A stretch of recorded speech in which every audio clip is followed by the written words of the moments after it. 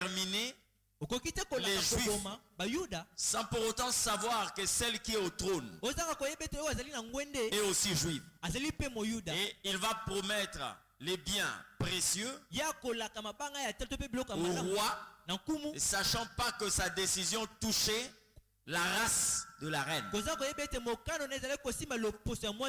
Aujourd'hui, nous ne pouvons jamais parler de la gloire de Jésus sans pour autant parler de cette gloire dans l'église qui est son épouse.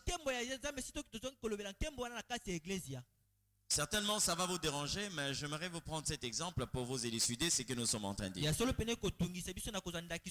Admettons aujourd'hui, vous vous donnez ce plaisir d'appliquer un produit cosmétique. Un produit éclaircissant. Mais vous ne vous donnez le temps que d'éclaircir votre tête. Vous deviendrez la cible de plusieurs personnes. J'ai déjà vu à maintes fois sur internet les gens en train quelquefois de se moquer de personnes dont le visage est tellement clair et les mains sombres. Pourquoi est-ce que les gens arrivent à se moquer de telles personnes? Parce qu'on se rend compte que le corps devait être uniforme. Jésus ne doit pas commettre une telle erreur. De briller dans sa gloire et de laisser le corps qui est l'église dans un flou et l'obscurité, qui fera de sorte que quand vous regardez le corps de Christ, vous avez comme l'impression que c'est le Fanta et le Coca. Vous êtes en train de voir la nuit et le jour. Vous êtes en train de voir la lumière et l'obscurité. La lumière et l'obscurité. Ce n'est pas de cette façon que Jésus a voulu voir son église. Mais lisons d'abord la Bible. Matthieu chapitre 17. Du verset 1 jusqu'au verset 3. Matthieu chapitre 17. Du verset 1 jusqu'au verset 3. Si tout le monde est là, nous allons lire la parole.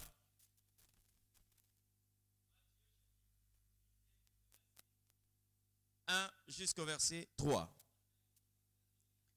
J'ai lu la parole du Seigneur. 6 jours après, Jésus prit avec lui Pierre, Jacques et Jean son frère. Il les conduisit à l'écart sur une haute montagne.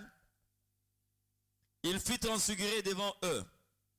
Son visage resplendit comme le soleil et ses vêtements devinrent blancs comme la lumière. Et voici, Moïse et Élie leur apparurent s'entretenant avec lui. Amen.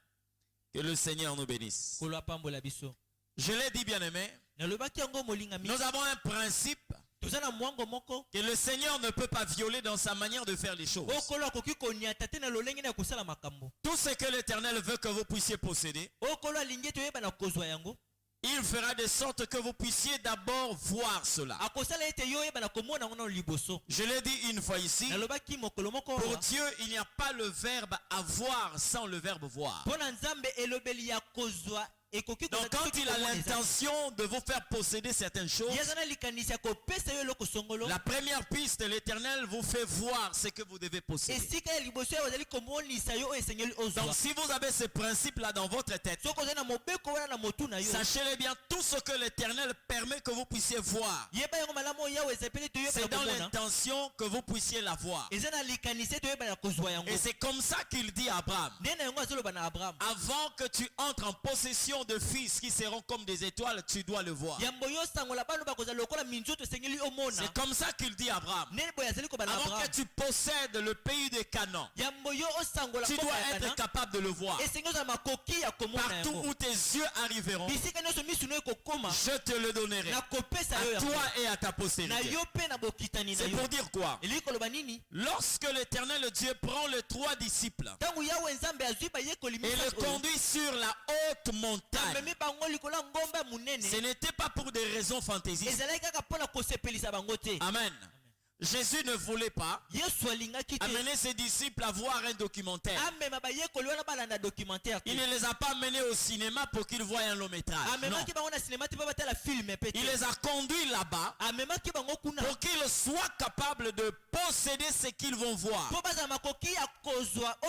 Et ça, c'est une dimension que l'Éternel veut pour son Église. Mais j'aimerais revenir sur un point.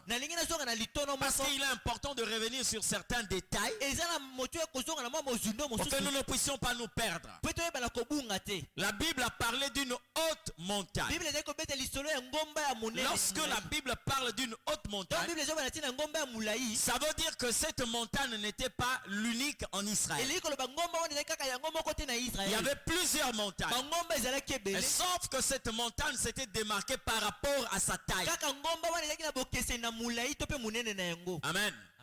Et vous allez vous rendre compte que Jésus avait l'habitude de visiter les montagnes. Il passait ses temps sur les montagnes en train de prier. Mais jamais on a eu à parler d'une telle manifestation. Il priait, il descendait. Écoutez-moi très bien. J'ai lu deux passages de la Bible. Matthieu chapitre 5 verset 1 et Matthieu chapitre 8 verset 1. Ces deux passages de la Bible parlent d'une vérité que chaque chrétien doit retenir. La Bible dit, lorsque Jésus descendit de la montagne, une foule le suivit. D'accord? Quand Jésus descendait de la montagne, donc on a parlé d'une montagne. Quand il est descendu, il a rencontré une foule. Il a fait un miracle. Mais Jésus ne s'est pas accroché à la foule. Parce que beaucoup de personnes aujourd'hui tuent la divinité, tuent la chose de Dieu. Lorsque on commence à faire de la foule un coussin là où nous pouvons dormir tranquillement. Or, la foule a la capacité de tuer même votre potentiel. Jésus, voyant la foule, au lieu de rester dans la foule, la Bible dit, il repartit sur la montagne. Donc, à un certain moment, nous sommes appelés quelquefois à abandonner, à laisser certains exploits pour atteindre des dimensions plus grandes et plus élevées que les exploits que nous avions vécus. Et lorsque vous lisez le chapitre 8, la Bible dit, Jésus descendit encore de la montagne. Mais cette fois la Bible dit, une grande foule le suivait. Là on parle d'une foule. Jésus est rentré à la montagne. Et quand il est descendu, on parle d'une grande foule. Vous comprenez ce qu'il dit? Donc en réalité, Jésus avait l'habitude de fréquenter les montagnes. S'il y a une montagne où Jésus pouvait attirer une foule, c'est une dimension de la montagne où Jésus pouvait attirer une grande foule. Il a choisi cette fois-là une haute montagne. C'est là où on n'a pas parlé de la foule. On n'a pas parlé d'une grande foule, mais on a parlé de la transfiguration. Quelque chose que Jésus n'a jamais manifesté depuis les 3 ans et demi de son ministère sur la terre. J'aime la manière dont Dieu parle à Jean. Jean est le dernier disciple qui a eu à vivre sur la terre et qui a reçu l'Apocalypse. C'était un homme très discipliné. C'était un homme modèle que Jésus aimait beaucoup. Mais lorsqu'il arrive au moment où il veut rentrer dans la dimension de l'Apocalypse, Dieu a déjà révélé à Jean plusieurs choses. Il a écrit l'évangile de Jean. C'est vrai que la conclusion de l'évangile de Jean était faite par ses disciples de Jean. Le chapitre 21. C'était ses disciples qui ont conclu cela. Il a écrit un Jean. 2 Jean, 3 Jean. Et dès qu'il arrive dans l'Apocalypse, une dimension qui devait parler de ce qui doit clôturer l'humanité et parler d'une dimension de choses éternelles. L'ange a dit à Jean, monte ici. Amen. Monte ici. Ça veut dire que dans chaque ville, bien aimé, il y a une dimension que chaque personne doit atteindre. Il y a une dimension dans ta vie qui nécessite que tu quittes l'endroit où tu es. Amen. J'aime beaucoup cet animal ou cet oiseau, l'aigle. Ce n'est pas pour rien que Dieu a pris l'image de cet oiseau-là. Il est tellement mystérieux et il renferme beaucoup de mystères. Écoutez, l'aigle se nourrit de la viande crue. La viande qui saigne, qui apporte beaucoup de protéines dans le corps. Et tel que l'aigle est là, la manière de vivre de l'aigle, son régime alimentaire fait de sorte qu'il accumule beaucoup de graisse. Et quand il accumule beaucoup de graisse, ce n'est pas pour devenir obèse. Ce n'est pas pour devenir gros. Mais la graisse que l'aigle accumule, c'est pour lui permettre d'atteindre une dimension forte de sa gloire. Comment agit cet oiseau? Lorsqu'il commence à accumuler beaucoup de graisse, il commence à peser. Et quand il pèse, il va perdre l'altitude. C'est-à-dire ici il volait à une dimension de ses plafonds. Quand il a maintenant beaucoup de graisse, il peut commencer à voler ici. Vous comprenez? Il perd l'altitude par rapport à son poids. Maintenant, comme Dieu lui a doté des yeux qui voient très bien, il sait que à la dimension où je vole, si je vois par exemple le chien, je le vois comme ça. Mais le jour où il verra le chien comme ça, il va se rendre compte qu'il a perdu l'altitude. Parce que des choses qu'il voyait petites commencent à devenir grandes. Qu'est-ce qu'il fait? Il va chercher un endroit, une grotte, là où il va entrer, à un endroit où les hommes ne peuvent pas arriver. Qu'est-ce qu'il fait? Il va utiliser maintenant la graisse qu'il a accumulée. Il fait quoi? Il commence à se déplumer. Or, quel que soit l'âge de l'aigle, il peut tendre ses ailes comme ça. Quand il n'a pas de plumes, il ne saura pas voler. Parce que la chose qui lui permet de voler, ce ne sont pas seulement ses ailes, mais aussi ses plumes. Mais il va enlever tout. Il devient chauve. Qu'est-ce qu'il fait? Il va commencer à enlever ses griffes. On appelle ça des serres. Il enlève les serres, des choses qui lui permettent de tomber sur des proies et de les amener. Après, il va commencer à frapper contre le rocher, jusqu'à ce que son bec va se détruire. Il a maintenant une forme que vous ne pouvez pas imaginer. L'aigle qui est là devient même moins qu'un aiglon. Parce que l'aiglon peut être nu, mais il a des griffes et il a un bec. Mais lui, l'adulte, se débarrasse de son bec et de ses griffes. Et il reste là pendant des temps. Il ne mange pas. Maintenant, il se sert de la graisse qui est sous sa peau. Il accumule ces graisses-là. Il commence à se nourrir de ces graisses. Et là, il perd maintenant la taille. Mais pendant qu'il est en train de perdre la taille, ses ongles commencent à pousser. Son bec commence à pousser. Ses plumes commencent à pousser. Jusqu'à ce que tous ces phénomènes-là va va se réaliser. C'est-à-dire, il reprend des ailes, une nouvelle plume. Il reprend un bec nouveau, des serres nouvelles. Vous allez voir qu'il va devenir léger. Et le jour où il sort, les gens peuvent croire que c'est un jeune aiglon. Mais or, c'était le vieux qui s'est dépouillé de tout ce qui le rendait lourd. Chaque enfant de Dieu doit commencer à viser une dimension plus grande. Ce n'est pas normal que vous voyez quelqu'un qui s'est cramponné à une certaine dimension de choses. Je n'aime jamais répéter des choses que j'ai prêchées il y a de cela 4 ans.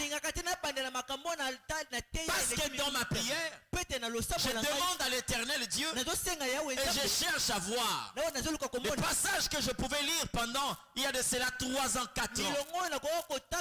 Mais que le Seigneur peut m'enseigner d'une autre façon. Parce que nous sommes appelés à grandir, à monter, à atteindre des dimensions plus grandes. La haute montagne, Jésus a atteint ça avec les disciples. Mais la Bible est en train de dire, il arrivera dans la suite des temps. La montagne de l'Éternel sera placée au-dessus de toutes les montagnes. Tu as une dimension dans la prière. Tu as une dimension dans la méditation. Ça va à un certain moment. Et comme il a eu que on a besoin aussi ma Bible pour t'engager. Okoko méditer Bible nzela mobimba mais ozana ngona maboko te. Vous comprenez ce que je dis? Ouais. Tu peux méditer la Bible toute la journée, mais tu ne l'as pas entre tes mains. C'est possible lorsque la parole de Dieu est écrite en toi. Lorsque les écrits du Seigneur, sa parole sont imprimés dans ton esprit. Mais je ne t'interdis pas de prendre la Bible. Alléluia. Qu'est-ce qui se passe ici? Jésus conduit ses disciples sur cette montagne. La Bible dit, il fut transfiguré devant eux. Dans d'autres versions, on dit en leur présence. En leur présence. Qui est Pierre? Qui est Jean? Et qui est Jacques? Ce sont les hommes mortels. Vous comprenez ce que je dis? Ils ont cette chair corrompue. Mais Jésus va être transfiguré devant eux. Or, lorsque la Bible parle de Jésus qui s'est transfiguré, la Bible a dit cette gloire de Jésus, on ne pouvait jamais la comparer à une gloire terrestre. C'est-à-dire Jésus a repris la nature qu'il avait au ciel. Mais il est en face des hommes mortels. Il est en train de faire voir aux gens, à ces gens-là, cette génération, que vous êtes maintenant dans le royaume de Dieu. Bien-aimés dans le Seigneur, il y a des personnes qui attendent le Seigneur le voir lorsque nous quitterons ce corps. Non, non. Lui, il a dit, le monde ne me verra pas, mais vous me verrez. Je me suis posé la question de savoir, Paul n'a pas vu Jésus pendant que Jésus marchait, pendant qu'il avait un corps glorifié, mais il a vu Jésus dans son corps glorifié. Plutôt, il n'a pas vu Jésus pendant qu'il avait un corps corruptible. Vous comprenez ce que je dis? Il a marché avec Jean, avec Judas, Barthélemy, Lévi. Mais on n'a jamais cité Saul de Tarse. Mais Saul de Tarse a vu Jésus dans sa nature glorifiée. Mais Paul a dit qu'il a recouvert. Ça veut dire quoi? Nous sommes une génération à qui l'Éternel a donné la grâce de pénétrer le royaume de Dieu, de voir le roi dans sa gloire. Alléluia. de voir le roi. Dans l'Ancien Testament, Dieu, par sa miséricorde, il a caché cette dimension aux hommes. C'est pourquoi il dit à Moïse, tu ne peux pas me voir et rester en vie. Mais Dieu s'est révélé à Pierre, Jacques et Jean. Une génération de personnes qui aussi sommes de cette génération. Nous aussi, nous sommes de cette génération. Des gens qui voient Dieu dans sa gloire. Tel que vous me voyez là. Moi, je n'ai pas reçu le Jésus que Marie était en train de transporter. Moi, je n'ai pas reçu le Jésus qu'on a arrêté à Gethsemane. Moi, je n'ai pas reçu le Jésus qu'on a crucifié à la bois, à la croix. Non. Moi, j'ai reçu celui qui est ressuscité. C'est-à-dire celui qui traverse les murs. Celui qui n'a pas besoin d'une porte pour se retrouver au milieu de vous. C'est ce Jésus-là que nous avons reçu. Et la Bible dit, lorsque les anges regardent les hommes, dans cette génération, ils voient le Fils de Dieu habiter des hommes mortels. Ça leur dépasse. Les anges n'arrivent pas à réaliser cela. Le Fils de Dieu dans la vie d'un homme mortel. C'est ce Jésus-là que nous avons. Et quand le Seigneur permet à Pierre, Jacques et Jean de rester là où lui il est transfiguré, il y a un message qu'il est en train de faire passer. Vous ne pouvez pas déclarer seulement que vous êtes dans le royaume, mais vous vivez avec le roi de gloire en contemplant sa gloire. C'est comme ça que Jean a fait un témoignage en disant ce que nous avons entendu dès le commencement concernant la parole de vie. Nous avons vu sa gloire comme la gloire d'un Fils unique venu du Père. Nous avons contemplé sa gloire. Cette gloire dont la Bible est en train de parler. J'aimerais dire à une personne, regardez la manière dont Dieu est en train de parler. Il dit ceci: son visage est devenu comme le soleil. Et quand Jésus s'est transfiguré, son visage est devenu comme le soleil. Dites-moi un peu, est-ce que vous pouvez accepter dans une famille qu'on dise que il y a un père qui ressemble à son fils? Hein? Tata oya zui mwana na ye. Bokolo bango na kati ya famille? Hein? Ça ne peut jamais. Plutôt, on peut dire quoi? Mwana zui tata na ye. Parce qu'on prend le père dans sa qualité de géniteur. C'est lui qui a donné naissance à cet enfant. Comment le père peut commencer à ressembler à son enfant? Maintenant, posez-moi la question de savoir, est-ce que c'est normal lorsque la Bible dit que le visage de Jésus rayonnait comme le soleil? Qui a créé le soleil? Mais celui qui est là, c'est le créateur du soleil. Vous ne pouvez pas commencer à comparer son visage au soleil que lui a créé. Vous comprenez ce que je dis? On ne pouvait jamais dire ça. Que son visage rayonnait comme le soleil. Le soleil est une source de lumière et qui avait été créé par le Christ. Amen. En réalité, lorsque vous lisez ces textes, vous vous rendez compte. La personne qui a parlé ici, c'est Matthieu. Il y a 3 évangiles qui parlent de cette scène. Il y a Matthieu, il y a Marc et il y a Luc. Ces 3 personnes, c'est vrai à cette époque, peut-être qu'ils n'avaient pas la capacité de comparer la gloire qu'ils avaient vue à une autre chose. Vous savez pourquoi? Normalement, ici, on allait dire le visage de Jésus. Si le visage de Jésus resplendissait, ça devait resplendir plus que le soleil. Vous comprenez ce que je dis? Ça devait resplendir plus que le soleil. C'est comme ça que Luc est en train de dire ceci. Son visage rayonnait comme le soleil dans toute sa force. Parce que le soleil peut aussi paraître le matin. Mais il n'a pas encore sa force. Mais lorsqu'on parle de cette transfiguration, Jésus, son visage rayonnait plus que le soleil. Parce que c'est lui en fait qui a créé le soleil. Il ne peut pas être comme le soleil. Jamais. Vous ne pouvez jamais comparer le créateur à sa créature. Dieu ne peut pas être comme moi. Mais moi je peux être comme Dieu. Vous comprenez ce que je dis? Et la Bible est en train de parler de cette gloire. Donc j'ai parlé de la gloire Shekinah de Dieu.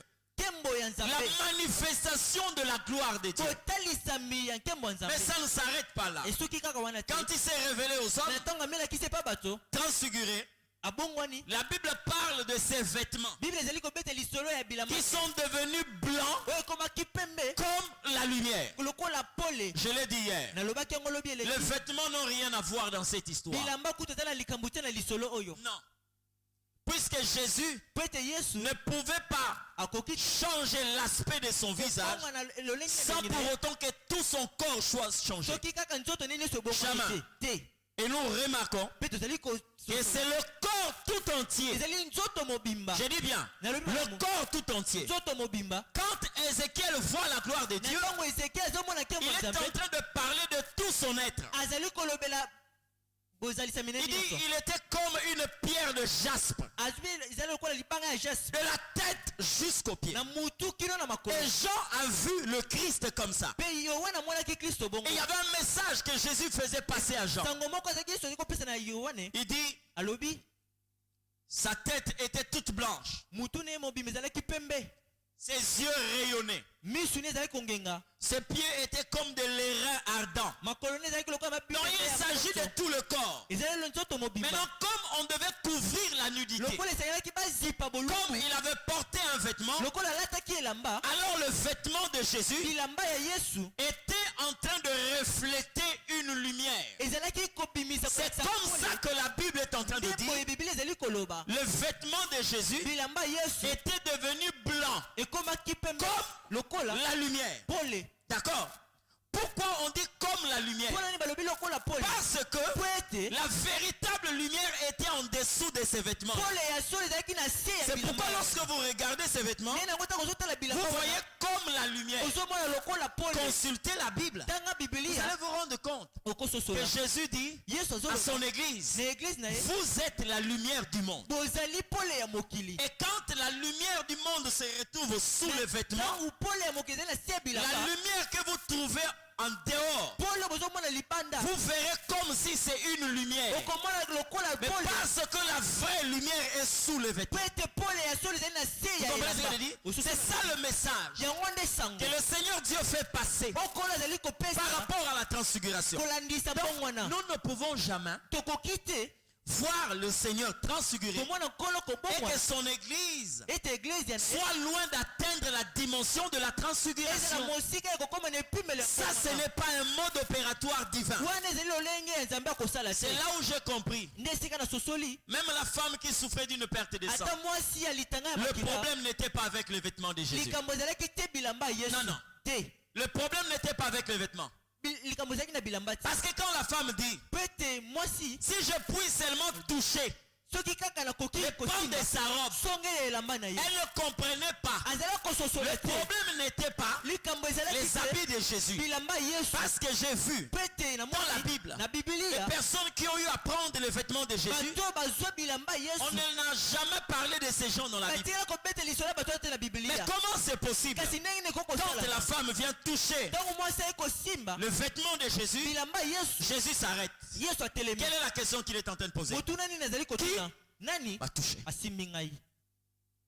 Qui m'a touché? La gloire que vous voyez dans le le vêtement provient de son corps. La gloire que le vêtement est en train de refléter vient de son corps. C'est comme ça que la femme a compris. Pour des problèmes difficiles, nous pouvons toucher son église. Pour des situations difficiles, des maladies incurables, toucher son église. Cette femme passe un message. Pour dire quoi? Quand le monde va échouer sur certaines choses, nous avons la possibilité d'approcher l'église de Jésus-Christ, c'est son corps. Tout ce que lui a la capacité de nous accorder, nous pouvons le recevoir au travers de son église. C'est pourquoi Jacob va comploter avec sa mère. Si mon père ne m'a pas montré comment il aime préparer, si il ne m'a pas montré comment il aime qu'on prépare pour lui, je travaillerai avec ma mère. Parce que c'est la maman qui connaît comment mon père mange. Et il s'est approché de Rebecca. Et c'est Rebecca qui connaît la recette. Et quand elle prépare, lorsque tu passes par Isaac, tu recevras la bénédiction d'Isaac. Parce que le secret est détenu par l'épouse. La femme s'approche. Elle touche la robe. Jésus s'arrête. Il dit, qui m'a touché? Qui m'a touché? J'aimerais te dire, bien-aimé, il y a une responsabilité de l'église aujourd'hui. L'église aujourd'hui a une responsabilité. Seigneur, les gens te touchent de toutes parts. Comment tu peux dire que quelqu'un t'a touché? Jésus a dit ceci. J'ai senti une force sortir de moi. Vous comprenez ce que je dis? La femme fut guérie à l'instant même. Et quand elle s'est sentie découverte, elle est venue devant Jésus, elle s'est prosternée. Et la femme a révélé aux hommes que c'était normalement elle qui avait touché le Christ. Lorsque vous consultez les Écritures, Paul est en train de persécuter l'Église. Il tuait les chrétiens. Il faisait arrêter les Juifs. Les gens qui étaient en train de témoigner leur foi à Jésus-Christ. Le jour où il va se diriger vers Damas, il rencontre le Christ. Il tombe de son cheval. Et pourtant lui persécutait l'Église. Mais le jour où Jésus les rencontre, il lui pose la question. Il lui dit quoi? Pourquoi tu persécutes mon Église? Non, il lui dit quoi? Pourquoi me persécutes-tu? L'Église, c'est le vrai corps de Jésus. La tête ne peut pas transfigurer sans que le corps soit transfiguré. Tel que tu es là, tu as une dimension que tu dois atteindre avec le Christ. Quelle est la gloire qui peut cacher le corps de Jésus?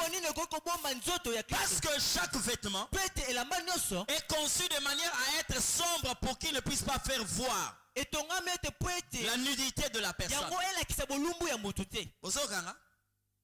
Elamba nyonso etongama ndenge wana. Ezala na mwa parti ya molili po nzoto ya mutu na kati emonana te.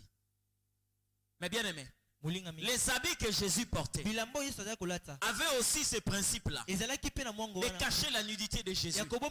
Mais si les habits de Jésus ont caché la nudité de Jésus, mais ces habits-là étaient incapables de cacher la gloire qui était dans son corps. Ces habits sont révélés incapables. La lumière qui sortait de son corps. La Bible dit ces vêtements sont devenus blancs. Connaissez la couleur de la laine? Le lin. Vous connaissez sa couleur? Le lin a une couleur grisâtre. Hein? Une couleur qui tend vers le gris. Mais la Bible est en train de dire ces vêtements sont devenus blancs comme la lumière. Dans d'autres versions, plutôt, Luc est en train de parler de la neige. Blanc comme la neige. Donc cette lumière a même influencé la couleur du vêtement. Le problème c'est le corps. J'ai compris par là. Dieu n'avait pas un ange à envoyer pour qu'il sécurise la tunique de Joseph. Il a laissé ses frères prendre la tunique parce que le songe n'a pas été donné à la tunique mais c'est à la personne de Joseph. Donc si tu prends la tunique de Joseph, Dieu ne se dérangera jamais. Parce que le problème c'est avec Joseph. Si tu veux arrêter le songe de Joseph, arrête son corps, sa vie. Et quand tu prends la tunique, laisse-moi te dire, le songe est encore là. Et c'est comme ça que Jésus est en train de parler. Vous êtes la lumière du monde. Une ville située sur une montagne. Il conclut en disant, ne peut être caché.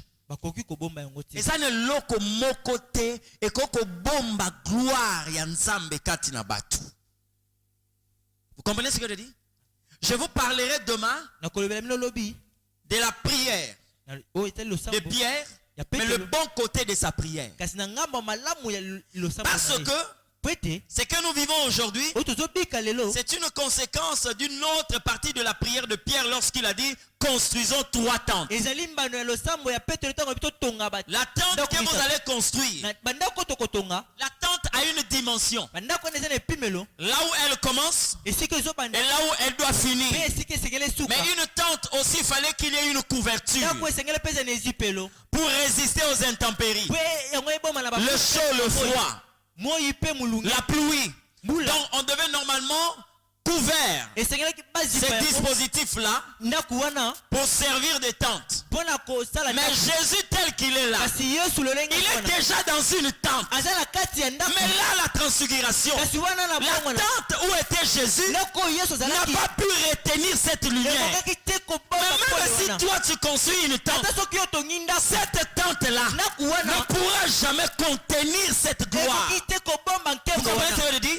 C'est comme ça que même Marie, Jésus le premier jour, où il était dans le corps de Marie, il était comme la tête d'une aiguille.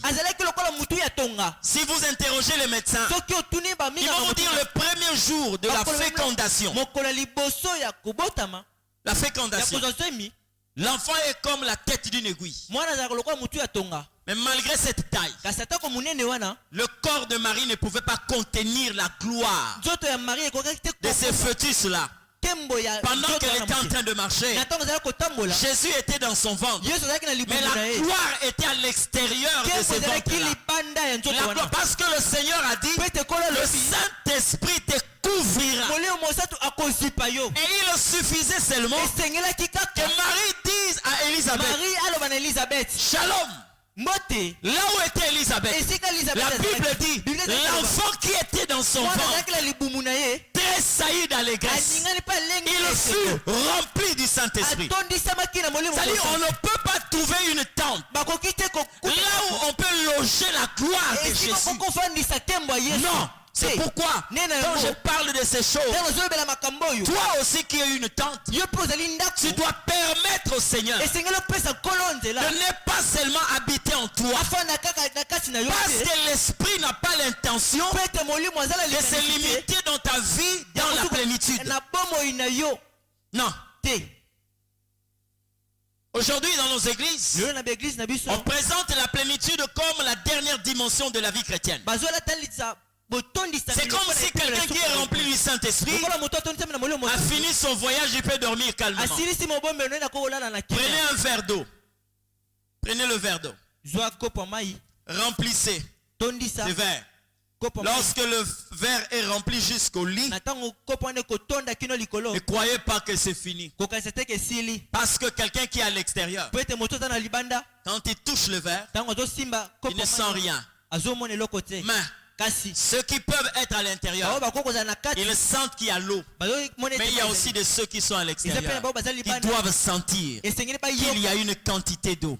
Et quand c'est comme ça, on quitte la plénitude, on atteint le revêtement. Le revêtement, c'est la dimension de l'esprit qui déborde. Et les disciples ont vécu ça.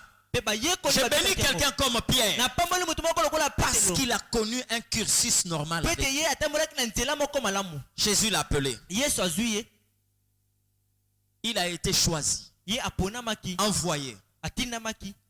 Il est dans la chambre haute. Il reçoit l'esprit dans la plénitude. Il commence à marcher.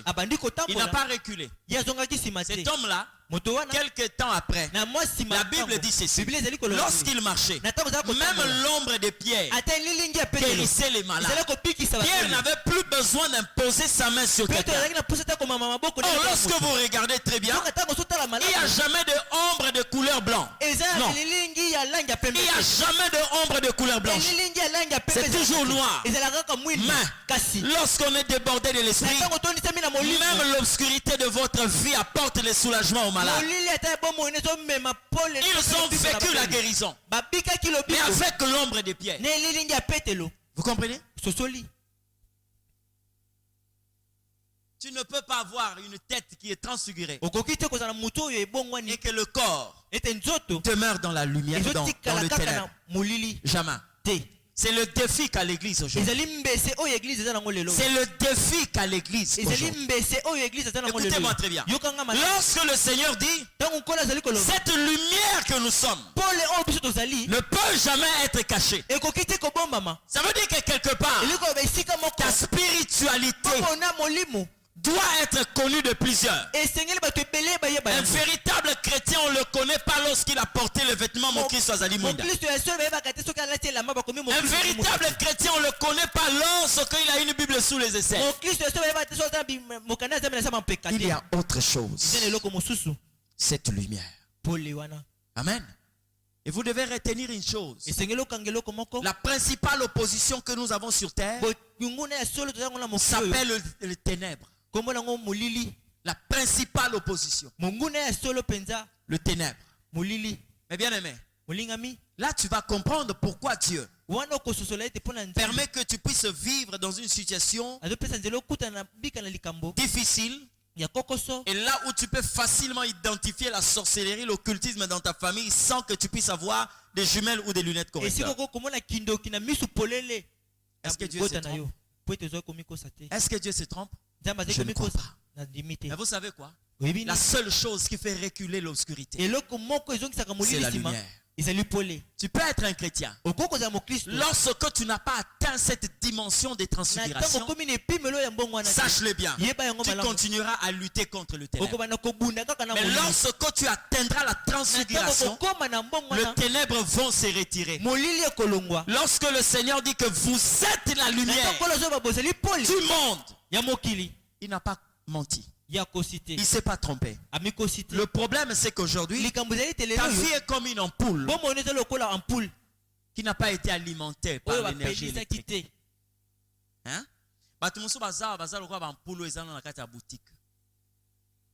Tout est là. Mais le problème, c'est qu'il n'a pas encore été alimenté. Et quand tu n'as pas encore été alimenté, tout le monde peut te toucher. Tout le monde peut se jouer de toi. Et on peut te placer à n'importe quel endroit. Mais lorsque tu as été alimenté par le courant électrique, laisse-moi te dire, ta responsabilité, c'est de faire prosterner les ténèbres. Tel que nous sommes ici, il suffit seulement qu'on puisse appuyer l'interrupteur là-bas. Nous serons tous dans le noir ici. Mais si on appuie l'interrupteur pour allumer, sans pour autant que vous puissiez chasser, vous allez voir comment les ténèbres vont reculer. Vous comprenez ce que je dis? Aujourd'hui, plusieurs personnes se livrent à la chasse aux ténèbres. Vous chassez le ténèbre parce que vous n'avez pas appris à allumer la lumière. Tu peux prendre beaucoup de temps en chassant le ténèbre dans ta vie, en chassant les ténèbres dans ta famille. Mais l'Éternel te donne la vérité aujourd'hui. Laisse les ténèbres tranquilles. Toi, allume la lumière. Toi, deviens une lumière. Tu vas te rendre compte. Tu vas réduire le travail que tu pouvais normalement faire. Comprenez ce que je dis? Ce n'est pas le problème de la sorcellerie. Ils ont été là. Et Dieu sait qu'ils sont là.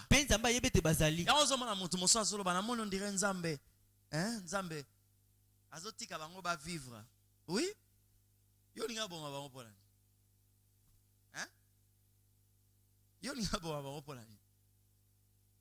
Lorsque vous sortez ici, là, s'il y a les étoiles au ciel, vous savez la chose qui permet aux étoiles d'être visibles aux hommes? C'est l'obscurité. Vous comprenez ce que je dis? C'est l'obscurité. Donc ils sont importants. C'est pourquoi Jésus n'a pas maudit Judas. Il a laissé marcher avec lui, sachant qu'il était possédé par un esprit mauvais. Il le laissa rester à côté de lui, parce qu'il savait qu'il était important pour son ministère. Sans Judas, comment Jésus allait se retrouver sur la croix? Sans Judas, comment est-ce que Jésus allait être trahi? Vous comprenez ce que je dis?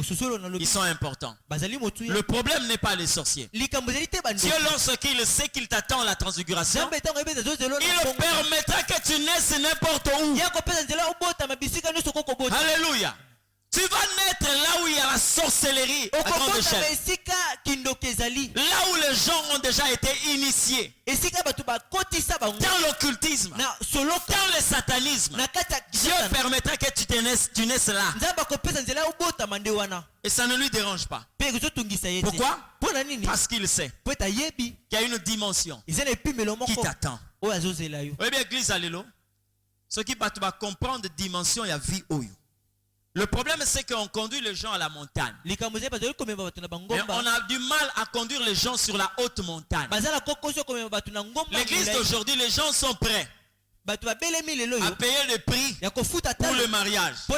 Ils sont prêts à payer le prix pour le voyage, le travail, la gloire, les enfants. Tout ce que vous pouvez connaître. Mais les gens ne sont pas prêts à payer le prix de leur véritable identité spirituelle. La manière dont Dieu le connaît. Combien de personnes? Alléluia. Moïse pouvait fuir pour sauver sa vie. Moïse pouvait accepter de devenir un berger pour avoir quelque chose à manger. Il pouvait accepter de traverser le désert pour éviter Pharaon. Mais si Dieu ne l'avait pas attiré, Moïse ne serait jamais lui-même par rapport à sa volonté quitter son toit et aller sur la montagne pour aller chercher le buisson ardent. Non, cette dimension, c'est Dieu qui t'attire vers. Vous comprenez ce que je dis? Il y a quelqu'un comme Saül. Si Dieu n'avait pas fait perdre les années de son père, Saül ne pouvait jamais chercher le prophète Samuel. Il y a des gens, bien aimés, vous devez payer le prix. Il y a des personnes aujourd'hui qui cherchent des années, mais en réalité qui ont perdu leur trône. Il y a des gens qui cherchent des années, mais qui ne sont pas capables de retrouver leur couronne. Amen. Pendant qu'on voyait un homme qui s'appelait Moïse, il était un berger. Oh, selon le plan de Dieu, c'était un roi, un libérateur des enfants d'Israël. Quelqu'un qui utilisait son bâton pour faire avancer le troupeau. Mais oublions que c'est ce bâton-là qui va faire fléchir Pharaon d'Égypte. Il a fallu qu'il paye le prix pour retrouver l'identité céleste que Dieu avait réservée pour cette personne. Nous fréquentons les montagnes, mais nous devons fréquenter la haute montagne. Et vous savez, lorsqu'on parle d'une haute montagne, ça dit que ce jour-là, je suis en train d'imaginer Pierre, Jacques et Jean ont beaucoup marché. Ils ont beaucoup marché avec le Christ. Mais ça valait la peine. Parce que là au sommet, ils ont vu ce qu'ils n'ont jamais vu. Ils ont palpé ce qu'ils n'avaient jamais palpé. Ils ont entendu parler de la gloire, mais ce jour-là, la gloire est devenue une réalité. Jésus fit transfigurer devant eux. Et ses vêtements devinrent blancs comme la lumière. La Bible dit Élie et Moïse leur apparurent. J'aimerais parler de ces points aujourd'hui. Moïse et Élie leur apparurent. Qui sont ces deux personnes? Les grands prophètes de l'Ancien Testament. L'un représente la loi, Moïse, et Élie représente le prophète. Ces deux personnes-là n'avaient plus le corps que nous avons. Ils avaient des corps glorifiés. Mais j'aime ce que la Bible dit.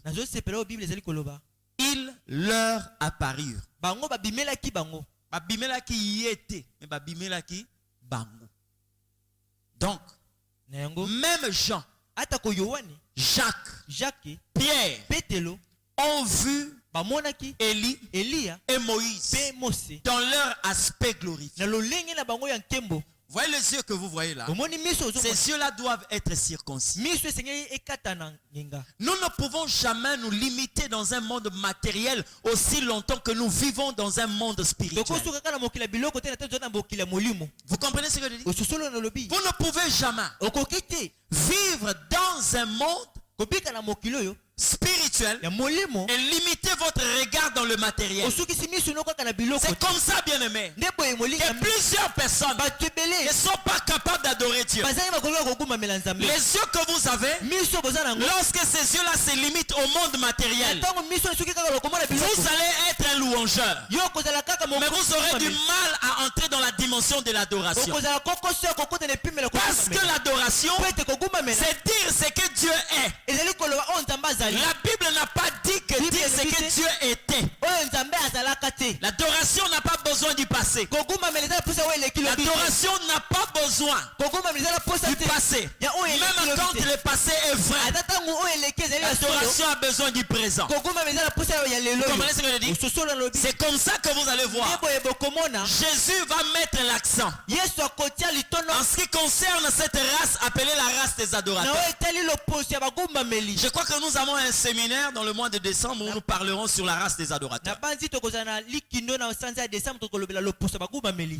Dieu va parler sur les vrais adorateurs. Pourquoi dire les vrais adorateurs? Pourquoi ne pas dire seulement que le Père cherche des adorateurs? Parce que l'adoration est tellement exigeante. Lorsque je dis aujourd'hui, Seigneur, tu es magnifique, c'est vrai. Ok? Lorsque je dis au Seigneur, tu es un Dieu de gloire et de lumière, ce que je dis là est vrai. Mais faites attention, parce qu'il y a des moments où le Seigneur n'est pas dans cet état dans votre vie. Vous comprenez ce que je dis? Il peut y arriver que le Seigneur Dieu n'a pas atteint cet état-là dans votre vie. J'ai lu la Bible. Le jour où Jésus est monté, la Bible dit il est assis à la droite de Dieu.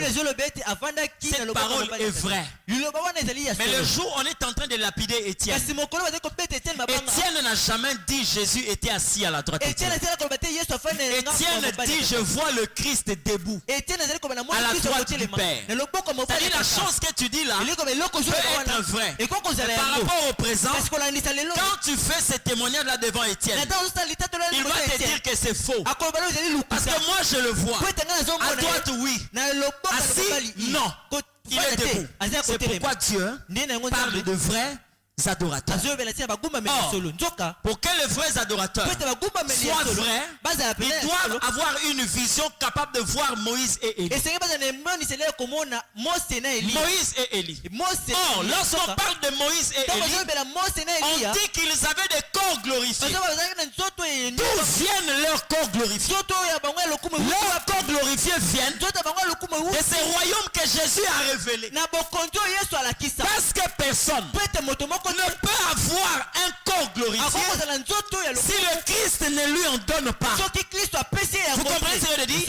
Or, la manière de connaître Moïse, la véritable manière de connaître Élie, c'est Jésus qui va le révéler. Parce que tels qu'ils sont là, ils sont l'ombre de celui qui devait venir. Moïse lui-même a dit, l'Éternel vous enverra un prophète comme moi. Vous comprenez ce que je dis? Élie est le prophète qui est monté devant son disciple en vue comme ça. Il est monté devant Élisée. Or, qui est Élisée? Élie ne représentait que les 12 qui devaient être à côté de Jésus. Le véritable disciple. Alléluia. Qui devait voir comment Jésus est en train de monter. Élie était un type de Christ. Lui aussi dans son ministère. Parce qu'il est monté comment? Il est monté selon le ministère de Jésus. Jésus dit à ses disciples, vous attendrez jusqu'à ce que le Fils de Dieu soit enlevé. Et c'est en ce net moment-là que l'Esprit descendra. Or, Élie dit à son serviteur, tu attendras. Si je monte et que tu me vois comment je suis en train de monter, c'est que ce que tu demandes là t'est donné. Qu'est-ce que Élisée demandait à Élie? C'était l'esprit d'Élie. Vous comprenez ce que je dis? Or, lorsque vous regardez dans la Bible, vous allez vous rendre compte et la loi et le prophète ne parlaient que d'une seule personne. C'était le Christ. Et la meilleure manière de comprendre la loi, c'est par le Christ. C'est là où la Bible dit il est l'accomplissement de toute parole. La loi trouve son accomplissement en Jésus-Christ. Et le prophète trouve son accomplissement en Jésus. Alléluia. Bien-aimé dans le Seigneur, écoutez-moi très bien. Si vous voulez très bien lire l'Ancien Testament, commencez par le Nouveau Testament. C'est pourquoi vous allez vous rendre compte. Dieu n'a pas voulu montrer à ces trois-là, Moïse et Élie, avant qu'ils leur fassent voir Jésus dans son corps glorifié. C'est ça le Nouveau Testament. C'est ça la nouvelle alliance. Lorsque tu pénètres déjà la nouvelle alliance, tu comprendras l'ancienne alliance. Parce que Jésus va dire aux Juifs, vous sondez les Écritures, croyant trouver quelque chose au-dedans d'elles, mais ne sachant pas que ces Écritures-là parle de moi. Alors, lorsqu'il dit ça, Matthieu n'a pas encore écrit. Luc n'a pas encore écrit.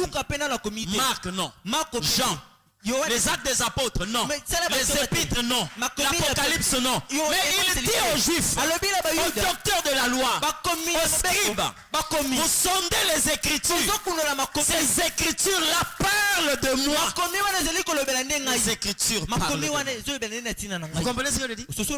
Tu ne peux pas voir d'abord Élie et Moïse avant que tu n'aies vu le Christ. C'est comme ça que beaucoup de personnes qui tombent dans l'Ancien Testament sans pour autant voir la gloire de la nouvelle alliance, ils vivent dans la perdition. Ne vous en faites pas.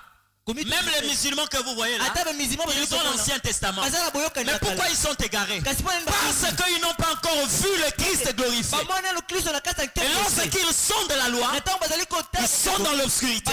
Quand ils sont de les prophètes, ils sont dans l'obscurité. Vous comprenez ce que je dis? Moïse et Élie leur apparurent.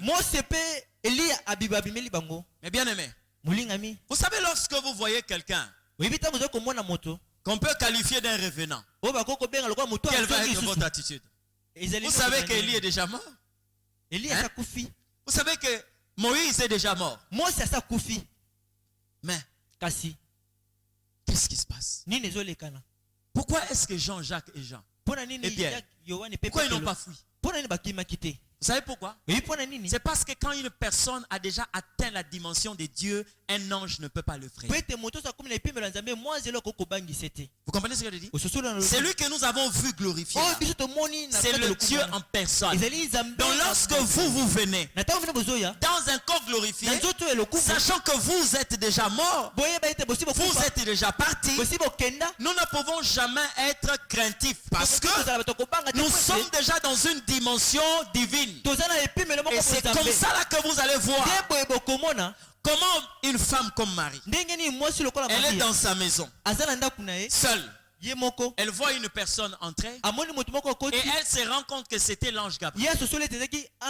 Mais son ezarayo nanga certainement mutako banga.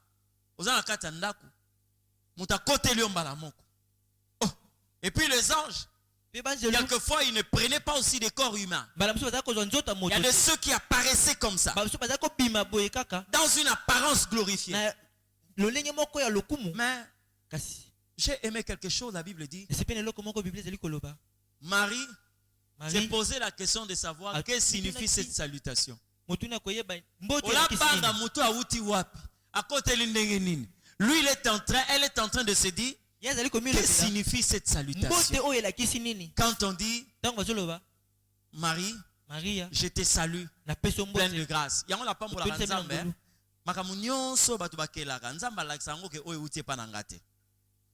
Vous savez que Dieu est tellement respectueux. Mais Dieu ne parle jamais de vous à une personne. Dieu ne peut pas vous voir quelqu'un. Non, non. Ça dit que il ne parle pas en termes de vous quand il te parle. Au cause à la roi. Soki nzamba linga lobela roi Angleterre. Arolobela ye tu. Quand Dieu veut parler à Joe Biden, il dira tu. Mais vous allez comprendre réellement quand les gens nous disent que je vous salue Marie.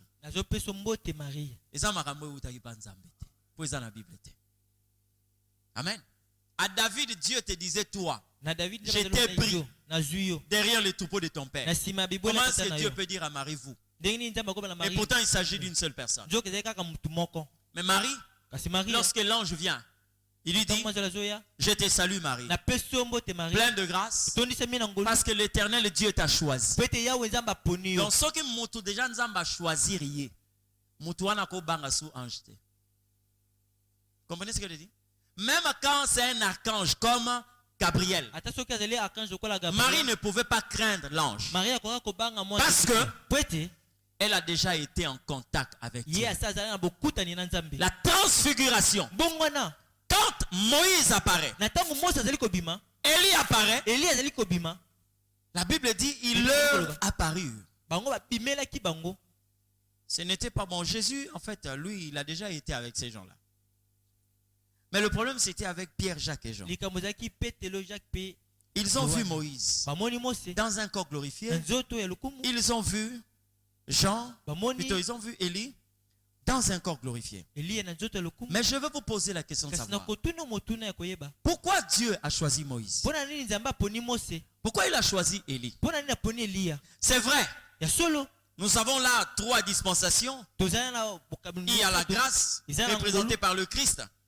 Il y a le prophète représenté par Élie et il y a la loi représentée par Moïse. Mais au-delà de ça, quel est le message que Dieu voulait faire passer? Je commencerai d'abord par Moïse. Qui est Moïse? Je te parle du défi de la transfiguration. Pourquoi Dieu permet la transfiguration? Beaucoup de chrétiens, bien aimé, Nzambe asalaka choix koleka batu. Ozokanga so nzamba tikelaka yo choix opona liboto kobota manango. Peut-être ninga oloba Joe Biden. Peut-être ninga qui n'est pas Barack Obama. Hein? Donald Trump, la reine d'Angleterre. Qui sais-je encore? Mais Dieu a regardé ton père. Il a regardé ton grand-père, ton arrière-grand-père, le chef coutumier que tu connais là, le grand sorcier là. Dieu a vu tous les méandres qui entouraient cette famille. Les tantes, les oncles, les grands-parents. Il dit, c'est préférable que cet enfant naisse ici. J'aimerais quand même t'enlever quelque chose dans la tête. Quel que soit le décor que présente ta famille, n'exprime jamais un regret. Parce que ce sont des choix que toi tu n'as pas pu faire. Mais si Dieu a choisi que tu naisses dans une telle famille, bénis l'Éternel. Le plus grand secret, c'est la transfiguration. Parce qu'il sait quand on atteint la transfiguration, le pouvoir de ténèbres est anéanti. Aujourd'hui dans nos églises, le diable est devenu une vedette parce que les gens sont restés au pied de la montagne. Dieu nous attend à la transfiguration, là où l'homme émet une lumière que personne ne peut cacher. Est-ce qu'il y a quelqu'un qui croit ici qu'il est une lumière? Mais si Jésus dit, vous êtes la lumière du monde. Écoutez, il n'a pas dit que tu es la lumière de ta famille. Il a dit que tu es la lumière du monde. Pour comprendre ces versets-là, allez dans le livre de Genèse. Il y a un enfant qui s'appelait Joseph. Il était la lumière du monde. Mais il pouvait se limiter dans sa famille. Dieu l'a envoyé en Égypte. Il est allé là-bas. L'Égypte était la première puissance mondiale de cette époque. Mais la première puissance mondiale de l'époque dépendait de Joseph. C'est là où Joseph comprend qu'il n'était pas la lumière pour la famille, la maison de Jacob. Mais il était la lumière du monde. Alléluia. Il a eu à sécuriser tout un royaume. Mais la Bible dit que cette famine avait frappé une bonne partie de la terre. Et Zalaka Égypte était. Talakote tata na bango aza na Canaan. Balongwe na Canaan ba yeti na Égypte pour na koya ko luka biloko kolia. Quel voyage. Mais qui a joué ce rôle? Joseph. Le diable peut te corrompre au pied de la montagne. Il peut te laisser atteindre d'autres montagnes. Parce que lui-même aussi il a convoité les montagnes. Mais il a eu à convoiter la montagne de l'Éternel. C'est là où il avait été précipité. Il dit dans le livre d'Ésaïe, je leverai mon trône au-dessus des étoiles de Dieu. Je m'assirai sur la montagne de l'Éternel. Quand Dieu a entendu ça, il dit non. Alors il le précipita. Mais cette montagne, Dieu réserve ça à ses enfants. Parce que nous devons avoir la même identité que Dieu. Je l'ai dit ici, Jésus n'a pas changé l'aspect de son visage.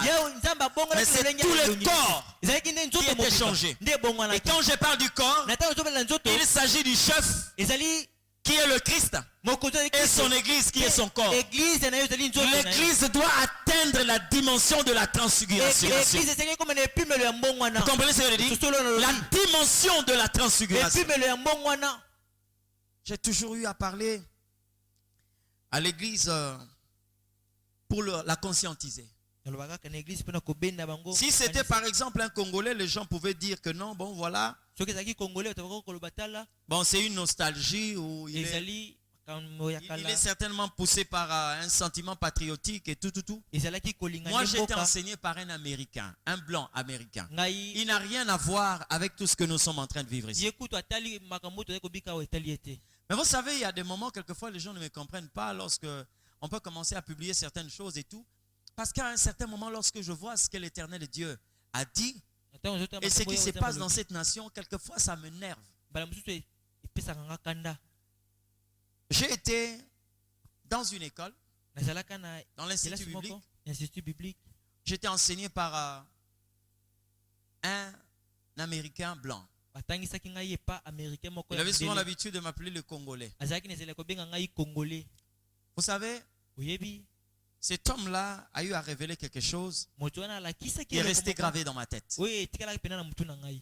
J'étais le plus jeune de l'auditoire. Il dit, nous étions en train de prier. Parce qu'à un certain moment aux États-Unis, lorsque vous voyagez, dès que vous abordez l'espace aérien américain, lorsque vous êtes dans un navire, dès que vous abordez les côtes américaines, vous sentez la puissance du Saint-Esprit. Ça s'est passé vers le 18e siècle. Il sentait cette puissance de l'esprit. Si vous êtes spirituel et que vous sortez de ces pays,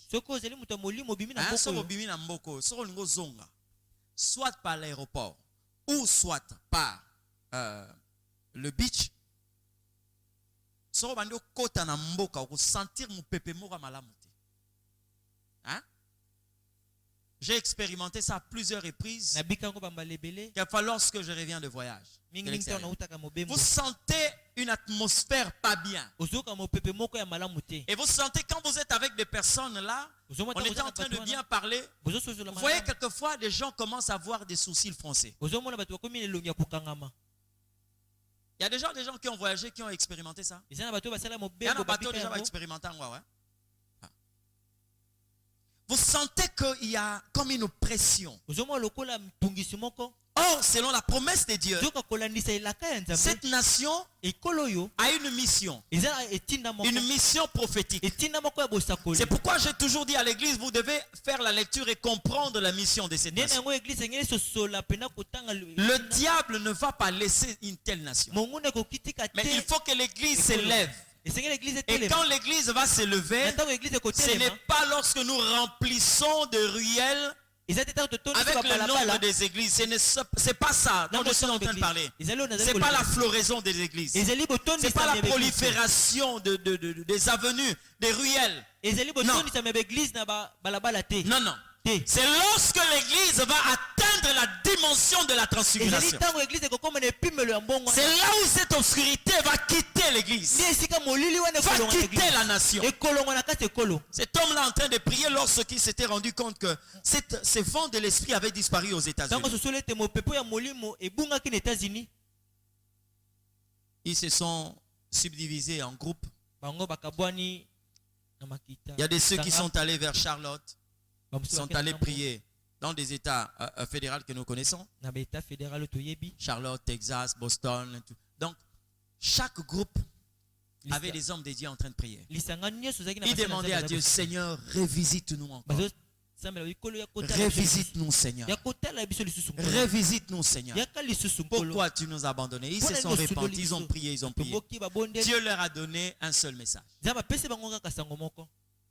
Il a dit ceci. Je ne vous ai pas abandonné. Mais votre époque est passée. Voici l'endroit où je vais me révéler avant le retour de Christ. À cette époque-là, Dieu leur montre la carte de l'Afrique et une étoile qui sort du cœur de l'Afrique. Au milieu. Vous comprenez ce que je dis? Donc que vous interrogez la science, que vous interrogez les spirituels, vous allez vous rendre compte que cette vérité s'affiche même auprès des scientifiques. Il y a un homme qui s'appelle Frank Fanon. Il a dit ceci. L'Afrique a la forme d'un revolver dont la gâchette se trouve aux Indes. Et je vous dis que c'était des hommes avancés dans les sciences occultes. Ils savaient ce qu'ils étaient en train de dire. Vous comprenez ce que je dis? Mais cet homme-là a dit, moi j'ai demandé à Dieu. Mon professeur il s'appelait Todd Churchill. Il dit, j'ai demandé à Dieu qu'il me fasse grâce. Je veux vivre ces vents de l'esprit. Je viendrai m'établir en République démocratique du Congo pour vivre ces vents de l'esprit. Mais lorsque vous regardez l'église aujourd'hui, vous n'avez pas l'idée, la moindre idée de ce que le Seigneur a dit sur cette nation. Et quand vous suivez à la télé, vous voyez des balivernes rencontrées par ceux qui se disent hommes de Dieu. Vous sentez l'obscurité dans l'église. Mais bien aimé, nous devons atteindre cette transformation. Nous devons atteindre cette transformation. Je l'ai dit avant-hier. Jésus a connu deux grandes montagnes. La première grande montagne, c'est au début de son ministère, là où le diable l'avait conduit. La Bible précise très bien. Le diable le conduit sur une haute montagne. Là, c'était la tentation. Il lui montra la gloire de ses morts. Et il dit au Seigneur, si tu te prosternes devant moi, je donnerai toutes ces choses. La deuxième fois, Jésus atteint la plus haute montagne. C'est lors de la transfiguration. Mais là, on n'a pas parlé du diable. On n'a pas parlé de l'obscurité. Parce que la lumière qui était là était tellement forte. Et vous savez que Jésus a passé la nuit là-bas. Vous savez ça? Il a passé la nuit sur cette montagne. C'est pourquoi lorsque vous lisez les Écritures, la Bible dit, le lendemain en descendant. Tellement que la lumière était grande. On n'a pas parlé de l'obscurité ni de la nuit. C'est-à-dire lorsque le Seigneur Dieu nous conduit dans cette dimension de transfiguration, on ne parlera plus du diable dans nos églises. On ne mentionnera plus les œuvres des ténèbres dans nos églises. Qui est Moïse? Pourquoi Dieu l'a amené là? Moïse est né pendant une période de grande hostilité. Il y avait une prophétie qui disait un libérateur naîtra. Et Pharaon a pris connaissance de cette prophétie. Il a ordonné qu'on puisse tuer tous les enfants mâles. Dieu pouvait retenir Moïse, mais il a dit non. C'est pendant cette période que tu es. Dieu l'envoya pendant cette période-là. Qui est en train d'exterminer les enfants? C'est le roi, l'autorité la plus élevée de l'Égypte. Dieu dit à Moïse, va. Il est l'image de celui qui a vaincu le monde. Et tout cela qui accède à la transfiguration, vous ne pouvez jamais être vaincu par le monde. Non. Parce que Moïse est né à une période où il n'avait même pas la possibilité de fuir, de se cacher, de courir. Il est né exposé selon les hommes. Mais l'Éternel Dieu a confirmé sa parole. Vous comprenez ce que je dis? Pire encore, il n'a pas laissé Moïse dans la maison de sa mère, ses parents. Il l'a pris. On l'a placé dans le palais royal. Na moto azokanela ye.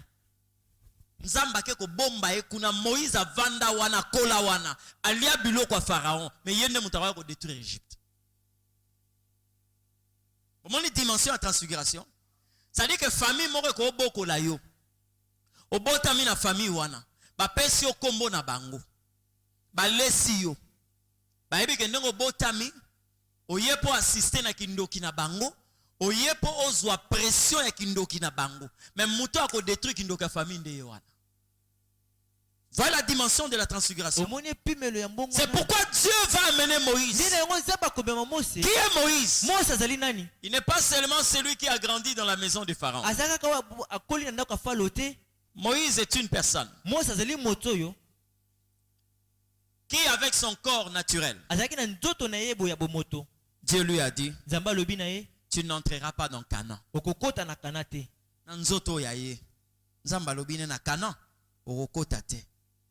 Mais le jour où il est transfiguré, Moïse va se retrouver sur la montagne de Hermon.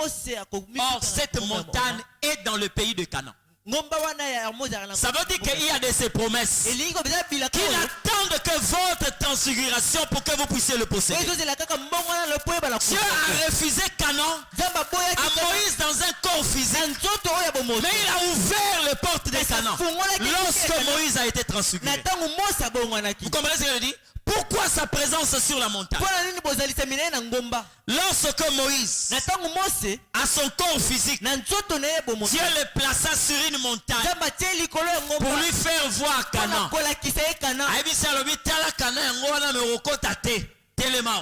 Mais le jour où Moïse reçoit la transfiguration, Dieu l'accepta sur une haute montagne dans Canaan. Il posa